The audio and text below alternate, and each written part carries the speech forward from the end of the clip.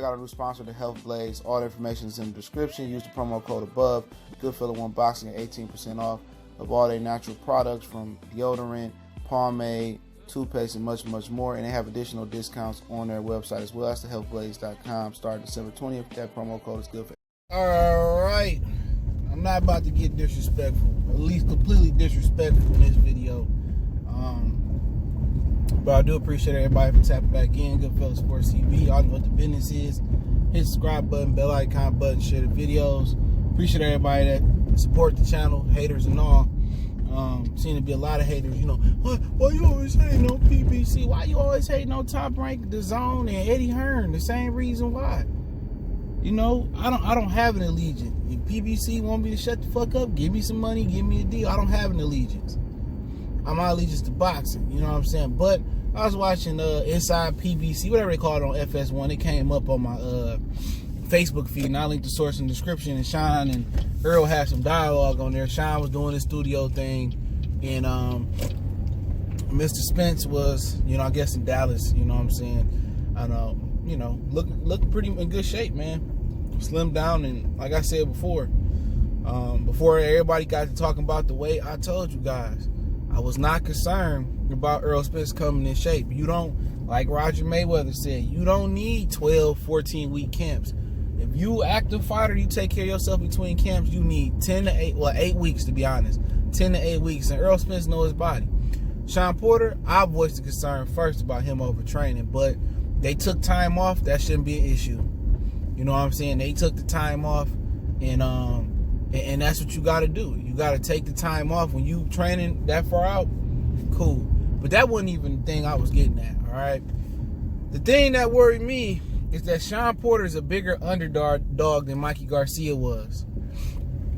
Okay, they said it on PBC. They asked Shawn. He said, "How do you feel being a bigger underdog than Mikey Garcia?" That right there just justifies that this is not a pay-per-view event.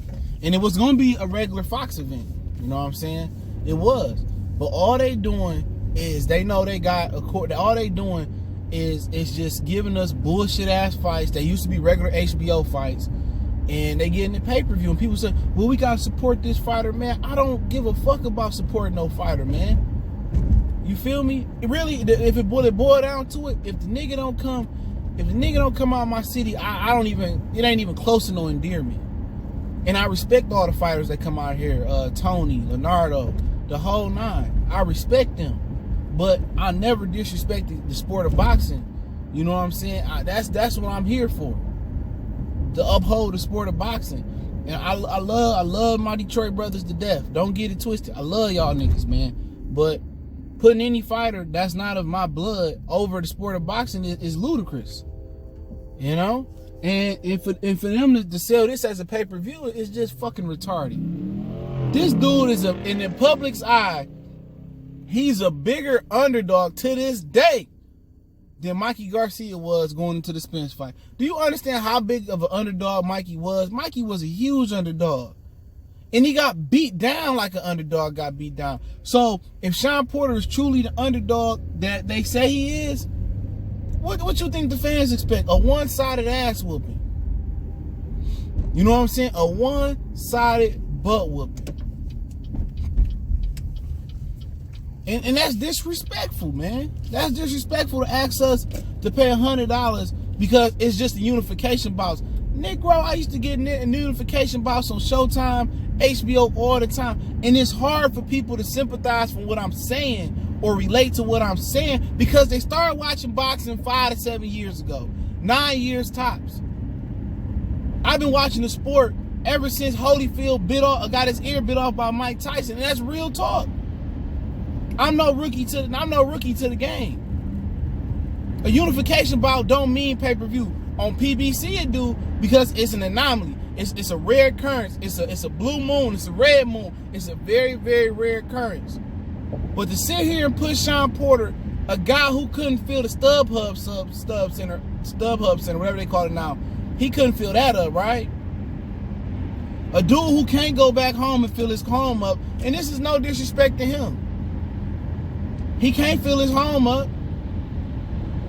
No disrespect. He can't even fill his home away, his second home, a home away at home Vegas up. He wanted to fight in Vegas versus Dennis Yukas, but he didn't have a big enough fan base to do so. Neither did his opponent.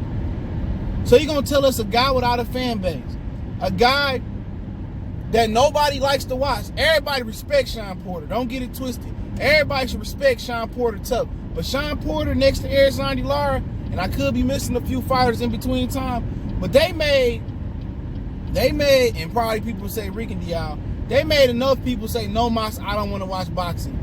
At least not today while I'm watching them fight. And you gonna try, this is as stupid as putting Yukas on pay-per-view. This should have been a free Fox fight. And could this be, could Shawn being a big underdog, can it be detrimental to Errol? Absolutely, to his psyche. He's going into, and I'm not saying it's not going to be a fantastic fight, but on paper, it's not a $100 fight. And on paper, or $85 fight, whatever, it's damn near 100. On paper is when you buy the fight. It's how you buy the fight. Oh man, on paper, Floyd and Canelo in the media making it look like a 50-50, even though we all knew it wasn't 50-50, but homeboy got washed. On paper, it looked like, on paper, it's supposed to look good. You feel what I'm saying? Manny Pacquiao and Thurman, it looked good on paper, but it delivered. Say what you want to say about Keith. It delivered. It delivered the bacon. On paper, to get people to pay, because they can't pay their $100 after they seen it. Or they can't go to the movies and pay their dub. I don't know if they how they said the movies. They can't pay their dub after they seen it. It's not possible. You feel me? You paying what you see on paper, and on paper, them saying Mikey Garcia is a bigger underdog than Shawn Porter a bigger underdog than Mikey was, and Mikey was a lightweight moving up, and that got to be disrespectful. You sitting there and your colleagues and they notice, the world notice. It got to be somewhat of a motivation for Shawn Porter, but for Errol Spence, could it be detrimental to him? Yes. He already seemed cocky, overconfident, boastful, as he should be. It's really arrogance. He don't respect Shawn. And for Shawn Porter, he got an advantage because his opponent overlooking him. Not just physically, but in the figuratively form too. He's overlooking. He don't respect Shawn. The public, the betting public don't respect Shawn. The public don't respect Shawn. Had this been Danny Garcia, you think Danny Garcia would be a betting dog like that? Hell no. Danny Garcia would have been heavily more favored over Mikey. Wasn't no way Danny Garcia was going to be the same as Mikey Garcia. That's just showing how amount of people don't have respect for Shawn Porter. And Shawn Porter got to use September 28th, bare minimum, win, lose, or draw. Like, nigga, oh man, Shawn Porter fought like a champ. He fought like the Lions only. He got to get that respect. And everything he done in his career, Kell Brook, wars with Keith Thurman, grinding down Danny Garcia, rolling through Paulie. I remember he beat Devin Alexander at the Barclays Center because Kell Brook kept pulling out from Devin Alexander. He got his respect, but once again, he got to earn his respect over again. That got to be some of the most disrespectful shit that I ever heard. A veteran fighter who been in tough fights, who been in with the best, who earned his respect. He gotta re-earn his respect. They telling me a lightweight who ain't even beat a Kell Brook in his career, at the time Shawn Porter, the equivalent to that, get more respect for him. He beat Adrian Broner first. He could have arguably scored that Keith Thurman fight for him.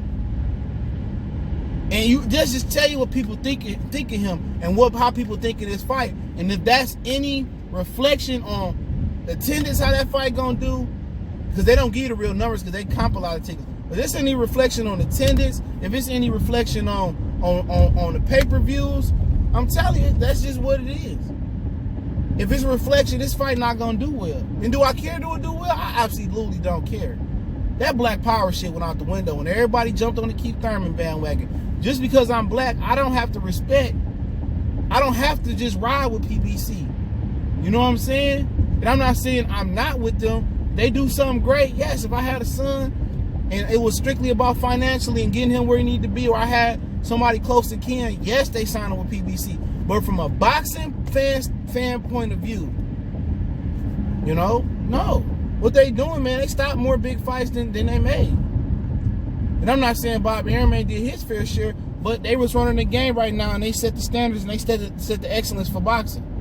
But I'm not just gonna roll with them because Al Heyman is perceived to be a black man. His moves don't perceive to be for black people all the time. He ain't this pro-black person that's moving for black fighters, but it is what it is, man. Goodfellas Sports TV. Appreciate the love, support. Share the videos. Don't forget to check out our sponsor, The Help Blaze, thehelpblaze.com. Promo code Goodfella1Boxing. Get you 18% off the 100% all natural products. Share the videos. Appreciate the love, support. One time for the one time. We gone.